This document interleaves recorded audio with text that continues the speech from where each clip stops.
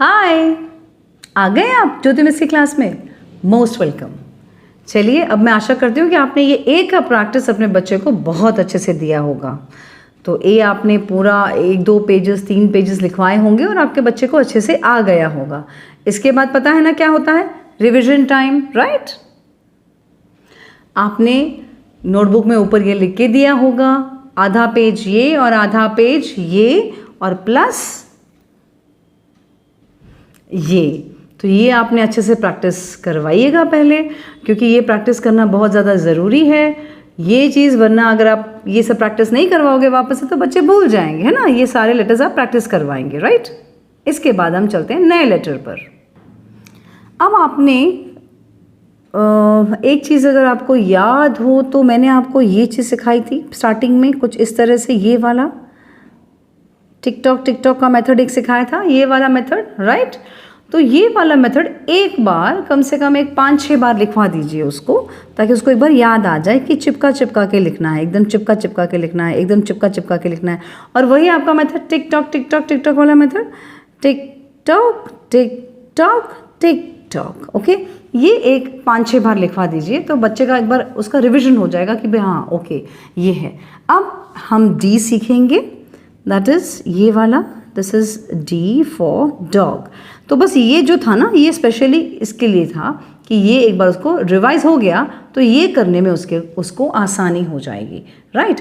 तो ये D for dog, same वही मेथड आप देखिए, ऐसे चोंच और ये फिर ऐसे करके ऐसे डी फॉर डॉग। अब क्योंकि उसको ए अच्छे से आ गया है तो डी फॉर डॉग लिखने में तकलीफ तो बिल्कुल भी नहीं होगी, राइट। अगेन लेकिन चोंच वाला सिस्टम जाना नहीं चाहिए भाई। D for dog, D for dog, okay. बात समझ में आई? ये हो गया। अब तो आप पूरा पेज उसको पहले डी फॉर डॉग की प्रैक्टिस कराएंगे, सेम वही मेथड अपना आपने लिख के दिया और इसके ऊपर बच्चा लिखेगा, सेम लेकिन चोंच वाले मेथड से, हाँ चोंच वाले, क्योंकि आई होप ये वाला मेथड अगर चोंच वाला नहीं हुआ तो गड़बड़ बहुत होने वाली है। तो चोंच वाले मेथड से सिखाएंगे उसको, राइट। तो ये चोंच वाले मेथड से हम यूँ ऐसे करके, आई एम सॉरी मैंने पेन उठा लिया, this is D for dog, right.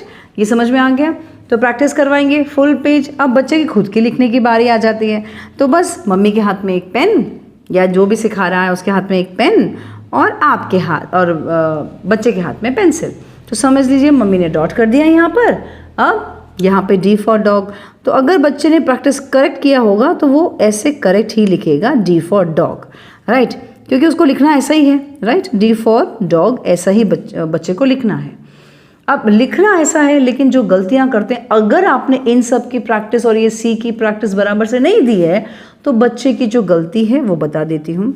सबसे पहली गलती, बच्चा यूँ लिखेगा, एक तो जैसे कभी कभी यूँ लिखते हैं बच्चे, बस ऐसे। मैंने पहले भी बताया, अभी बता रही हूँ, ये चीज़ बिल्कुल ही गलत है और ये कैसे आपका डी को अफेक्ट करती है वो बता देती हूँ मैं आपको। ये आपके बच्चे ने यूँ लिखा, अब डी, अब वो लाइन को मैच करने के लिए जाएगा तो ये यूँ बन जाएगा उसका डी, ये बन गया इसका डी ऐसे। क्या सही है ये? हाँ मिस, ये तो गलत है, करेक्ट। तभी तो समझा रही हूँ कि ऐसे मत लिखाओ, ऐसे लिखाओ, ठीक है। तो बस एक ये गलती करते हैं।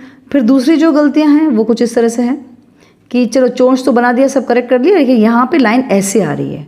नो, ऐसे नहीं चलेगा, बिल्कुल भी नहीं चलेगा। मिस क्या हो गया अगर थोड़ा सा ऐसे जगह बन गई तो?